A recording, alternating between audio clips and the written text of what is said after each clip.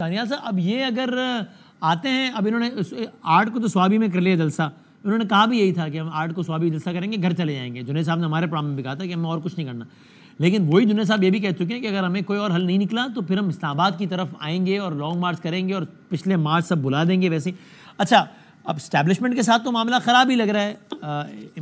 میں حیران ہوں، پتہ نہیں کیوں پچھلے دنوں یہ باتیں ہو رہی تھی کہ جیسے سیٹنگ ہو گئی، یہ ہو گیا. ابھی اس پروگرام سے تھوڑی دیر پہلے تو خان صاحب نے ٹویٹ کیا، وہ بہت ہی سخت ہے، وہ اس میں بھی اسٹیبلشمنٹ فوج کو ٹھیک ٹھاک باتیں سنائی ہے، ٹھیک ٹھاک قسم کی. تو اس کا مطلب اگر ان کی بات نہیں بنے گی تو یہ تو پھر آئیں گے اسلام آباد. تو کیا پھر یہ 26 نومبر کتنی مرتبہ ہوگا؟ Can the state afford it? دیکھیں بدامی صاحب، اصل میں حقیقت میں یہ کہ دیکھیں یہ جماعت جو ہے یہ کارکردگی کی بنیاد کے اوپر لوگوں کو تو اکٹھا کرنے سے رہے. یہ ایک ہی جو چیز ہے جو انسانوں کو، لوگوں کو اکٹھا کر سکتے ہیں، وہ نفرت کی بنیاد پر. کبھی وہ اداروں کے خلاف، کبھی صوبوں کے خلاف، کبھی ملک کے خلاف، اور کبھی کچھ اور استعمال کرتے ہیں. اب ان کی یہ سیاسی موت ہے کہ آج پاکستان مستحکم ہو رہا ہے.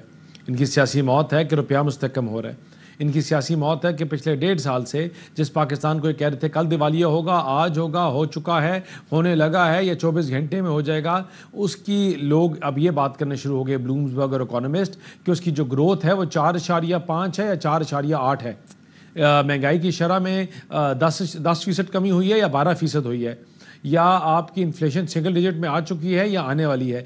یہ تمام چیزیں ہماری حکومت کی کامیابی اور ان کی سیاسی موت ہے.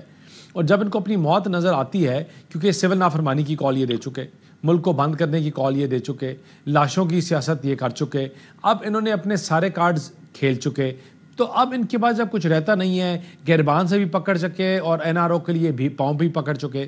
اب جب تک ان کی کوئی چیز اب دال گلتی نہیں ہے تو اس طرح کی سٹیٹمنٹس چیزوں کو یہ روز لے کے آئیں گے، روز بنائیں گے. اس کے جواب میں دانیال صاحب وہ لوگ یہی کہتے ہیں نا کہ اچھا اگر اتنے کم ہیں عوام ہمارے ساتھ نہیں ہے تو پھر آپ کیوں پورا پاکستان کنٹینر لگا کے بند کر دیتے ہیں؟ آنے دیں، ہمیں ایکسپوز ہونے دیں، بندے تو ہیں نہیں ہمارے ساتھ. کوئی بدامی صاحب، ہم نے ان کے ساتھ سنجانی کے مقام پر جب ہم نے کنٹینرز ہٹائے تو ہم نے ان کو بیٹھنے کی اجازت دی، ان سے اگری کر ان سے مان کر، لیکن یہ لاشیں اٹھانے کے لیے ڈی چوک پہ آ گئے. ان کے ساتھ ہم نے 26ویں ترمیم پہ اف کاما بٹ اور نقطہ سب ان کی اگریمنٹ سے ڈالا، لیکن اس پہ بھی یہ بیک ٹریک سے بھاگ چکے.